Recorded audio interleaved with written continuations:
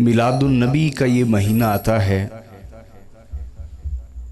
تو ہر طرف ذکر رسول کی بہار آ جاتی ہے۔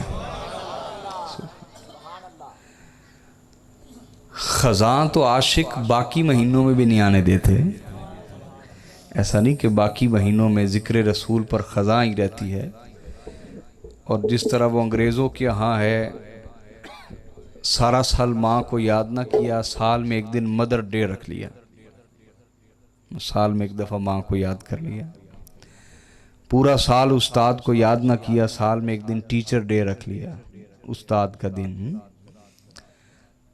سارا سال باپ کو یاد نہ کیا، ایک دن فادر ڈے رکھ لیا۔ سمجھ آ رہی یا نہیں آ رہی؟ تو ہمارے ہاں ایسا رواج اور ایسا طریقہ نہیں ہے، ہماری تو ہر محفل حضور کے ذکر کے ساتھ ہے۔ اور میرے آقا صلی اللہ علیہ وسلم نے ارشاد فرمایا، جہاں دو لوگ جمع ہوئے، حدیث کا مفہوم ہے، دو لوگ جمع ہوئے، محفل ہوئی، دو لوگ جمع ہو گئے اور انہوں نے اللہ کا ذکر نہ کیا اور مجھ پر درود و سلام نہ بھیجا، تو وہ اس محفل پر ہمیشہ پچھتاتے رہیں گے، چاہے جنت میں کیوں نہ چلے جائیں۔ جنت میں کوئی پریشانی نہیں، کوئی عذاب، لیکن یہ پچھتاوے والا عذاب جنت میں بھی ہوگا۔ بندہ پچھتائے گا، کاش اپنے آقا کا ذکر اور کیا ہوتا، کاش حضور پر اور درود و سلام بھیجا ہوتا، کاش حضور کی بارگاہ میں درود و سلام کے نذرانے جتنے بھیجے اس سے بڑھ کر بھیجے ہوتے۔ پہلے آواز ٹھیک تھی بیٹے؟ تو یہ پچھتاوا جنت میں بھی ہوگا۔ کیا بولیے؟ بولے نا، جاگ کے بیٹھنا ہے، وقت زیادہ ہو گیا لیکن دائیں بائیں دیکھے جو سو رہا ہے اسے جگائیں، ادب کا تقاضا ہے، ٹھیک ہے؟ حضور کی بارگاہ ذکر رسول ہو رہا ہے صلی اللہ علیہ وسلم۔ تو اللہ کا شکر ہے ہم تو باقی مہینوں میں بھی خزاں ذکر کی آنے دیتے، لیکن اس مہینے میں بہار پر بہار آ جاتی ہے۔ واہ واہ واہ، وہ سوئے لال ہزار پھرتے ہیں، تیرے دن اے بہار پھرتے ہیں۔ بس جب محبوب نکل آتے ہیں پھر بہاریں لوٹ آتی ہیں، پھر صحراؤں پہ بھی گل پھول کھل جاتے ہیں، پھر بنجر زمینیں بھی اپنا سبزہ اگانے لگ جاتی ہیں۔ حضور کی توجہ، حضور کی نگاہ، حضور کا فیض جدھر جاتا ہے ہر طرف ہریالی ہی ہریالی آتی چلی جاتی ہے۔ تو حضور کی بارگاہ میں التجا ہے، اللہ کی بارگاہ میں دعا ہے، اللہ حضور علیہ الصلوۃ والسلام کے عشق سے ہمارے دلوں کو سیراب فرمائے، آقا کی محبت میں زندگی اور موت عطا فرمائے۔ آج کا موضوع جس پہ میں گفتگو کروں گا انشاءاللہ وہ ہے عشق رسول اور اس کے تقاضے صلی اللہ علیہ وآلہ وسلم۔ پہلی بات سمجھے، توجہ ہے سب کی؟ تھکا ہوا بندہ نہ بیٹھے، جاگ کے بیٹھنا ہے، ٹھیک ہے؟ توجہ سے، کیونکہ یہ محفل کا ادب ہے، محفل کا بولیے ادب ہے۔ جان لیں کہ ایمان کی بنیاد عشق رسول ہے۔ جس عمارت کی کوئی بنیاد نہیں ہوتی وہ کبھی قائم رہ پاتی۔ اگر بندہ نمازی بھی ہو، پرہیزگار بھی ہو، روزہ بھی رکھتا ہو، ظاہری شکل بھی مذہبی بندے نے بنائی ہو، لیکن دل حضور کے ادب سے خالی ہو، دل سرکار کے ادب سے خالی ہو، دل میں عشق رسول نہ ہو، تو یاد رکھ لیں اس شخص کی ایمان کی عمارت ابھی گری اور ابھی گری، وہ کبھی قائم رہ سکتی؟ بولیے۔ حضرت عمر فاروق رضی اللہ تعالیٰ عنہ کی بارگاہ میں ایک امام مسجد کو پکڑ کے لایا گیا، کیا؟ اور صحابہ کا طریقہ ہے کہ امام مسجد کو بھی دیکھتے رہیں، بدعقیدہ ہی نہ ہو۔ اس میں ادب ہے یا نہیں؟ سرکار کا ادب، حضور کے اہل بیت کا ادب، حضور کی آل اولاد کا ادب، حضور کے اصحاب کا ادب، ادب والا بندہ ہے یا بے ادب قسم کا بندہ ہے؟ دیکھتے رہیں اس کو۔ تو صحابہ کرام نے کہ امام مسجد کو پکڑا اور حضرت فاروق کی بارگاہ میں لے آئے، کہا جی یہ جو بندہ ہے نا یہ ایک ہی صورت پڑھتا ہے، عبس وتولى ان جاءه الاعمى وما يدريك لعله يزكى، یہ والی صورت۔ اب اس صورت میں کیا اللہ تعالیٰ نے اپنے نبی پر عتاب فرمایا ہے، تربیت فرمائی ہے۔ کیا فرمائی ہے؟ مثلا توجہ کریں میری طرف۔ اب میں دیکھیے اپنے چھوٹے بھائی کو تربیت کے طور پر یہ کچھ بات کہہ دیتا ہوں ذرا سخت انداز میں تھوڑی سی، لیکن آپ کو تو حق نہیں نا ہوگا کہ وہی جملے آپ ان کے لیے دہرا دیں، بولے نا، نہیں نا۔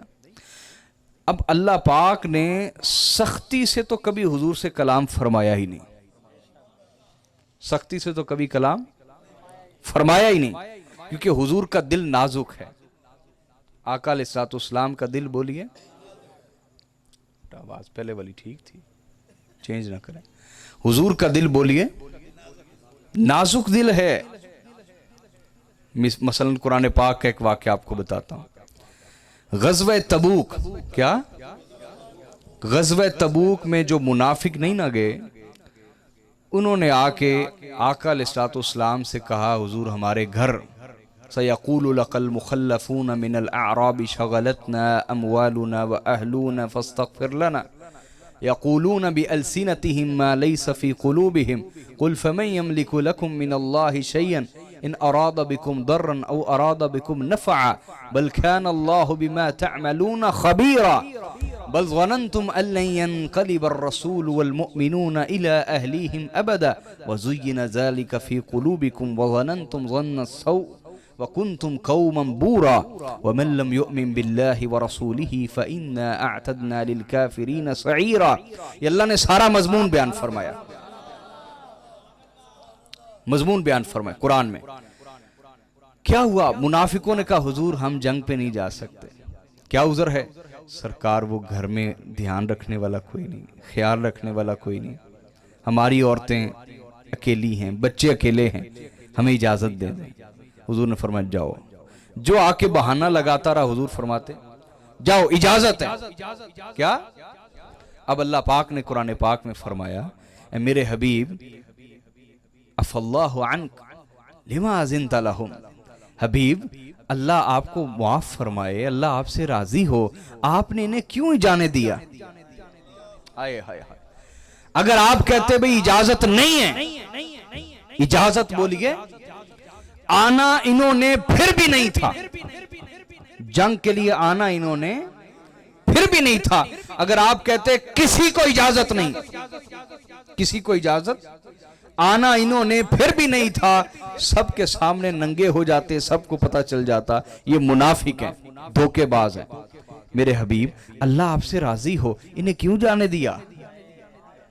اب سمجھ آ رہی ہے یا نہیں آ رہی؟ اس میں دو باتیں، ایک اللہ نے یہ کہہ کے بیان فرما دیا کہ میرے حبیب بڑے کریم ہیں، بڑے کریم ہیں، انہیں معلوم ہے کون مومن ہے اور کون منافق ہے، لیکن اس کے باوجود پردہ رکھتے ہیں، غیروں کا بھی، دشمنوں کا بھی، منافقوں کا بھی پردہ رکھتے ہیں، شاید توبہ کر جائیں، شاید اصلاح پا جائیں، شاید اللہ کی طرف لوٹ آئیں، اس کے رسول کی طرف لوٹ آئیں۔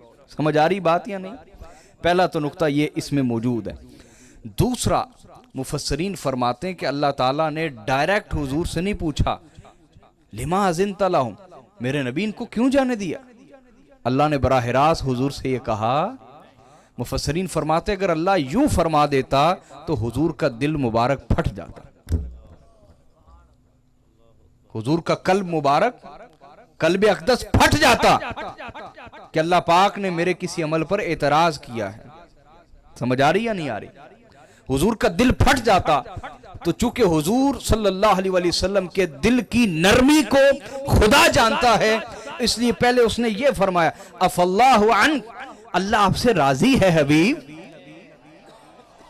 آپ پریشان نہ ہوئیے گا، کوئی معاملہ خراب نہیں ہوا، آپ تو کریم ہیں، آپ مہربان ہیں، آپ نے پردہ ہی رکھنا تھا، لیکن ان کو کیوں جانے دیا؟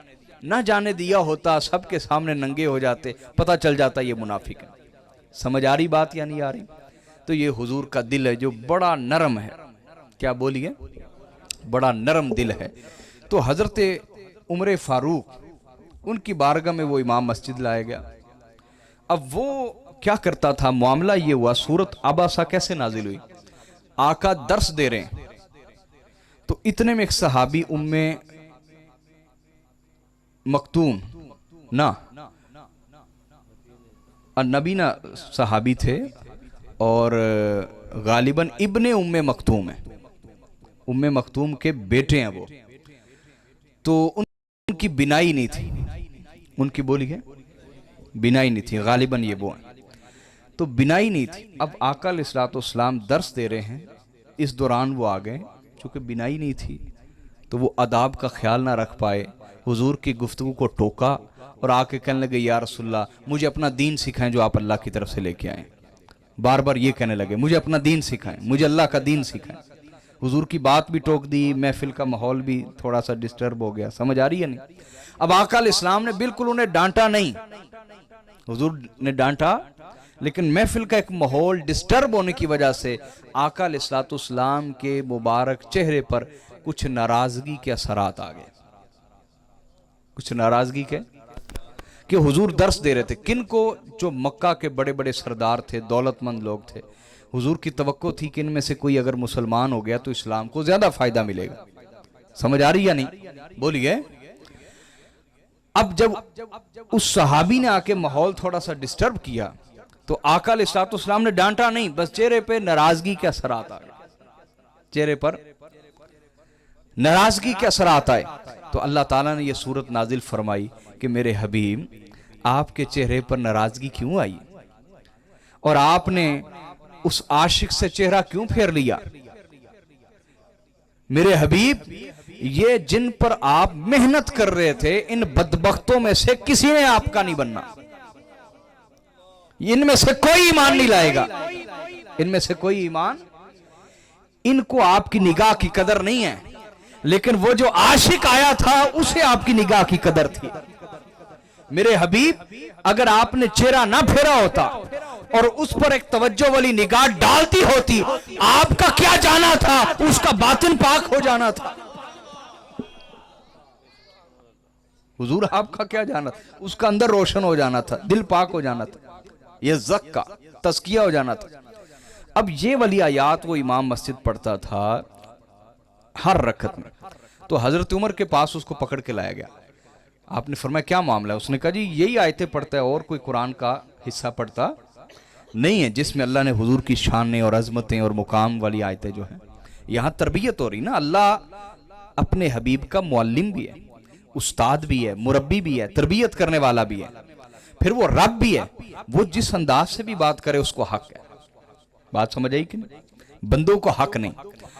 تو حضرت عمر فاروق نے پوچھا ہاں بھائی تو ہر رکعت میں یہی کیوں پڑھتا ہے؟ اس نے کہا جی اس میں مجھے اللہ کی شان نظر آتی ہے۔ یہ جتنے گستاخ ہیں نا سرکار کے، ان میں سے ہر بندہ یہی جواب دیتا ہے کہ ہم اللہ کی توحید بیان کر رہے ہیں، اس لیے رسول اللہ کی معاذ اللہ توہین ہو گئی۔ کیا توحید بیان کرتے ہوئے رسول اللہ کی توہین جائز ہے؟ یہ کون سی توحید ہے؟ یاد رکھ لیں یہ توحید خوارج کی توحید ہے، اہل کفر کی توحید ہے، اہل ایمان کی توحید بولیے نہیں ہے۔ سمجھ آئی بات؟ حضرت عمر فاروق نے فرمایا اچھا ان آیتوں میں تجھے اللہ کی شان نظر آتی ہے؟ فرمایا اسے ذرا بٹھاؤ میں آتا ہوں۔